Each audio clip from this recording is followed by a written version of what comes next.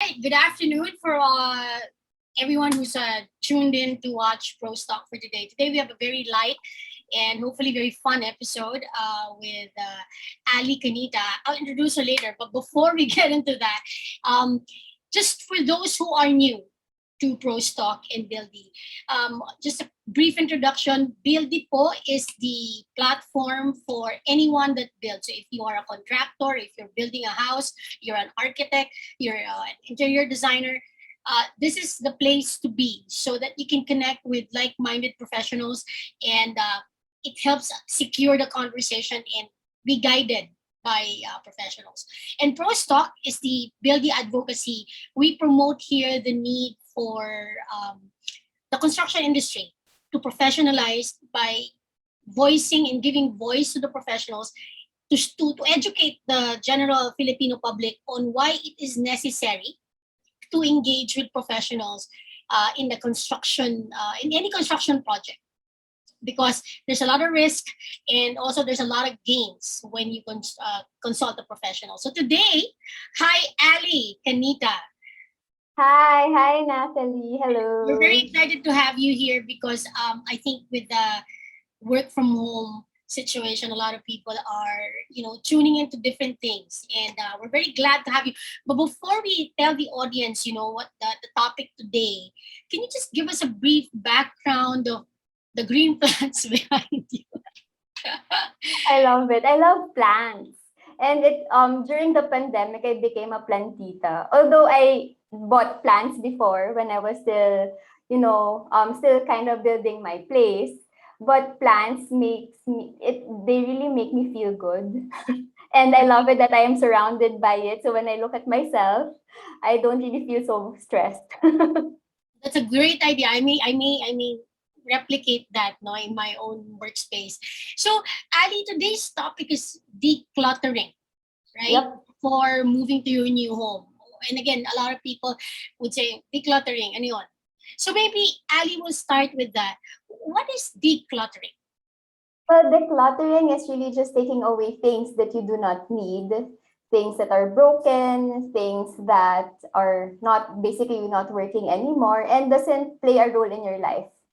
So like if you have like multiple oven toasters and they don't work, so those kinds of things need to be decluttered already and sent to the recycling area where they can be repurposed or dismantled into some other form that can still be used afterwards. So yeah, that's pretty much decluttering. It's just making space, freeing up your space for things you do not need. Right. So how did you get into this field, Ali? I think some people will be interested because right now with us all stuck at home, there's many people who all of a sudden have interest in plants or anything that has to do with the home. So from your perspective, how did you get started with that? Have you always been an organizer? Well, I'm an organized person in some aspects of my life, but I grew up in a very cluttered house. So so that makes it Interesting. a little different. That's really interesting because Yeah, that's it also is. where I learned how to make things better. Because like when I was young, I remember selling stuff of my parents. Like we had tons of plates at home. And then like, okay, I'm going to sell this in the in the flea market. And I was Uh-huh. selling per piece 50 pesos, 100 pesos or whatever. And so I realized that, I can make money with things that are lying around that are being ignored and not even used. So that was the first thing that, going back to how things were. I think that was the first thing that led me to decluttering. I think I was like 13 years old back then. But Oh, still, I stayed in that same home for like 26 years until I left the country and lived in a place of my own. And then that's where I realized now, wow, it feels so good to be living in like almost a blank space. So I just had like bare essentials and I left the country with like I guess two trolleys. That's about okay. it.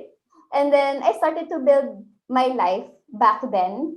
With the things that like I think I need a bookcase here to put all my books. And it was like me deciding what I want to surround myself with. And then also in that same year when I left the country, I discovered KonMari. I guess a year or two after I moved, I discovered KonMari. So Marie Kondo is like the person who sparks joy. Yes. Yeah. Yes. So Yes. there, Yes. I guess, and then it kind of rippled effect or like snowballed from there. Right. No, Ali, I think this is a good discussion point for those who are watching. We just wanted to take this opportunity, Ali, to endorse or share with them how they can see or contact you. So, Ali here is available on Instagram, Facebook, YouTube, and you can also see her on Buideee. It's Ally Canita for those who are watching. So you can just type that in and you'll find her. So if you are looking for some inspiration, something to start you with, to declutter, because I understand what Ali's saying. When you declutter the space, it kind of declutters your mind. So let's get into the decluttering more. What are the benefits of decluttering, Ali? So the first thing, which I also mentioned earlier, is peace of mind and clarity. Like suddenly, there's just less noise, visual noise, and even like noise in your head. When you start to put away things that you do not need anymore, it's like it's making the things that are essential, that important to you, shine brighter because, oh, I don't need this. Oh, this one I need. And it comes back to your senses like, ah, okay, this is very important to me. And so you get that sense of clarity, sense of peace. It's also like, being able to get a sense of control by knowing what are the things that are surrounding you. And also at the same time, knowing where they are placed. Because decluttering is one thing, but organizing things is another topic. But being able to declutter means like you are keeping the things that are very important to you. So, you have that sense of safety and security and stability in a way. So that's a good benefit of decluttering. And also at the same time, your space is technically your container. So like if your container is dirty and messy, it kind of affects you, right? So just like how when you put something clean inside a place that is dirty, it becomes dirty, right? Mhm. So pretty much similar. Once you're able to clean things out, prettify things, spruce your space, or level up, upgrade, then you kind of feel that sense of upgrading also within you, or like in your whole being, because like that's why it's also important that when you move to a new home, you also need to let go of things that will not play a role in your new chapter, in that very important milestone. Like I guess for a lot of us, like for me, if I'm moving to a new home again, it means like it's a milestone. So what do I want to surround myself with, and what are the things that I need in order to make that experience really beautiful, meaningful. And with everything else that we do, like in a new chapter, what we want to happen is to feel that sense of satisfaction and success, right? So, what are the things that will help me get there? So, that's why decluttering really takes a lot of load out from you as you move, literally. So you don't need to add more you need what do you call that, like movers, Extra boxes. extra boxes, extra time to unpack or even just pack. So when you are able to um minimize, and as you bring it over to the new home, it feels so much better because it's like you just traveled light and you can totally start anew. Right. No, Ali, I completely hear and it resonates with me. I'm a mom of three, and decluttering is something that you often want to do, but it just piles up, right? So I think I speak for a lot of the female, and I don't know, I don't want to like be controversial, but it seems like decluttering is something that is more challenging for women because we hold on to things. For men, I mean, at least from my perspective, my husband is has no issues throwing things. And I typically am the no, no, no, no, wait, wait. And so I'm just wanted to check with you and maybe the audience. How do you get started? Because sometimes it gets so overwhelming, right? Like, where do I start? And every time you pick up something to throw or not to throw, how do you start with this? It really pays to have a filter. Like when you have something like a process or a system, it pays to have a filter. Like when you're in an organization and you need to do something and you don't know how to do it, it pays well to have like a decision tree, right? So, but a decision tree for decluttering that works, that really worked for me, was I started with why. Why do I want to do it? Like, why do I want to do it? Why do I want to feel free at home? Do I want to feel harmonious because people are fighting each other because the place is so messy? Or just find out why is it that you want to start decluttering? And what is the life that you want to create as you declutter? Because basically, there's a reason why you want to put things away. So like for me, just to illustrate the whole find your why, like me, I wanted my, because I live in a 3-bedroom condo with 2 kids, my an elderly and 2 household help. So it's kind of jam packed. If you can Mm-hmm. imagine, 7 people inside a 3-bedroom home. So what helped me minimize and maximize the space is find out what experience we want to do here. So for me, it was really all about harmony and abundance. Abundance in a sense that we are able to do work at home, and that Mm-hmm. we are able to do it seamlessly. So if those are the things, those are the intentions that you want for your space, how are you now going to decide and align to achieve that? So Mm-hmm.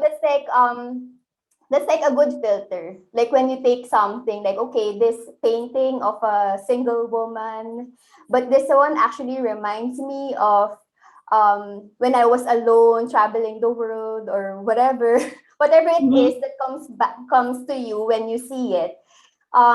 Just get in touch with how you feel. Is it helping you create a harmonious home? Is it allowing you to create a productive home? Is it allowing you to create an abundant home?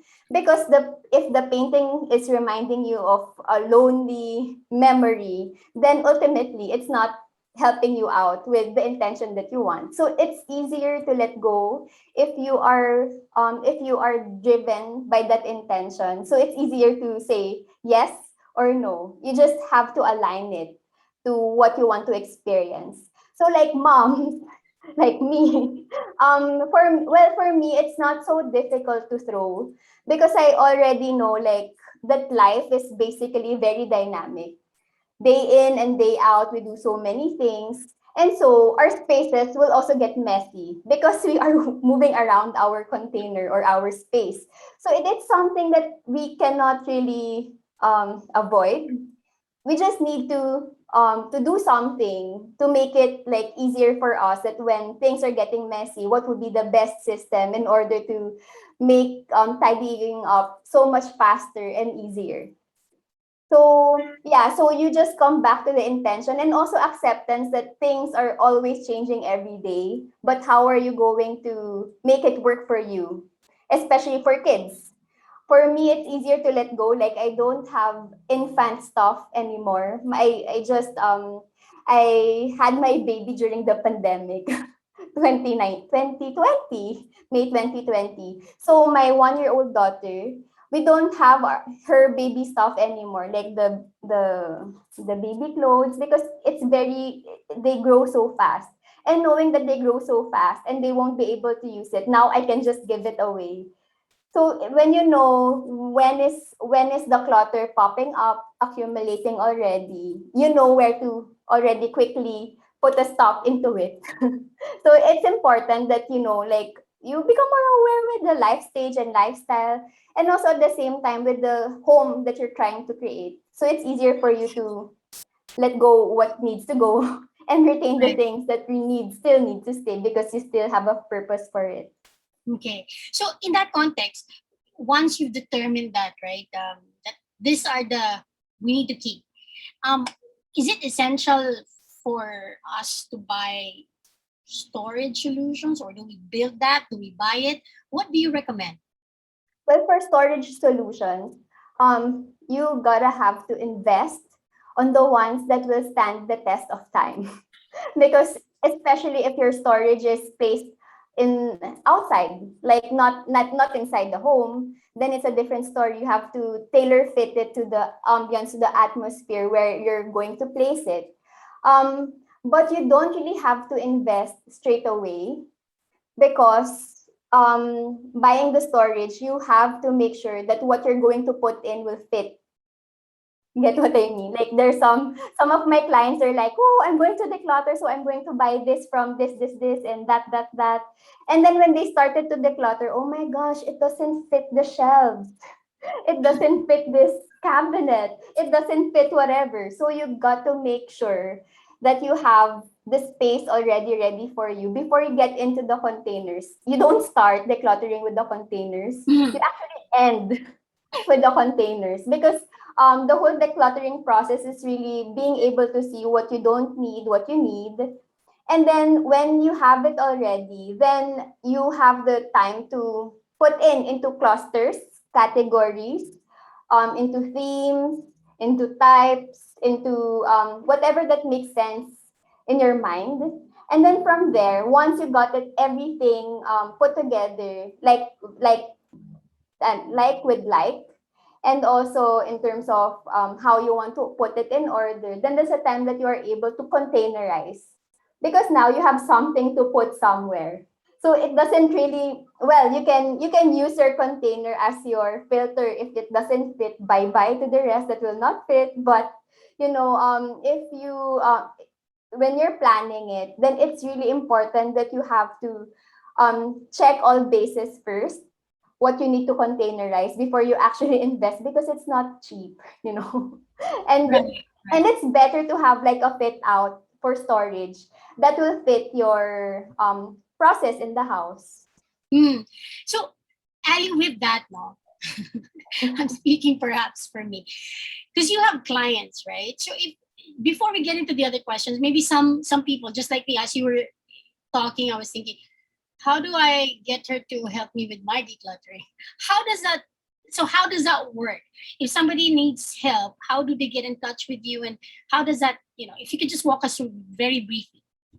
Well, it really starts with a discovery call. So you can get in touch with me if you're interested, and we talk about it. What is it that you really need, and if my service will actually help you. And I focus on coaching, so that it will be more sustainable, because you will have your filter to go with you. And Right. you can actually do it by yourself, because like right now, I also, as an organizer, I also needed to pivot. The initial plan was for me to get into people's homes, declutter and organize. But things have also changed. And perhaps this is also a good opportunity for you to try it out yourself. Like, to be able to see your stuff and see, oh, this one, I really don't need it anymore. It's just reminding me of my ex-boyfriend or whatever. So, like, you are becoming more aware what you are what you're surrounding yourself with. And with that, we talk about it in the discovery call and see what options would work for you. So that's pretty much how it goes. Right. Okay. So, just a time check. Ali, this is a really refreshing conversation. I don't know if many people know that there are professionals like yourself that can actually help. So, as I thought, I listened to you, I'm like thinking, you know what, I could use that. I can declutter. It's a big industry in the States. So I thought that it was just Marie Kondo who was doing it before. And I wanted to certify. But then I was led to a different path and found a different certification from, like, if we have College of Surgeons in the Philippines, there's like a society, like a national association of professional organizers. So I got my training from there. And yeah, it's pretty much a huge industry because a lot of people love shopping. Right. And I think for professionals who are watching, and again, for me, I'm a working mom, it gets so busy sometimes, right? I mean, it's good to have filters, but sometimes you just need to sleep. and and it's faster to just contact somebody and say, okay, here are the outcomes that I need. Maybe you can help me. Okay, so Ali, I'm excited to have you again for the next session. But for those who are watching, if you have questions or clarifications, or again, if you're interested to hear more about Ali's practice, please reach out to her on her social media page, and you can reach out to Buideee. So with that, Ali, thank you so much for your time, and I'm Thank looking forward to you. our topic again next week, where we will talk about work from home. What does that look like, literally? All right. So again, thank you, Ali. Thank you, guests and hosts, and everybody who is supporting Buideee. Thank you.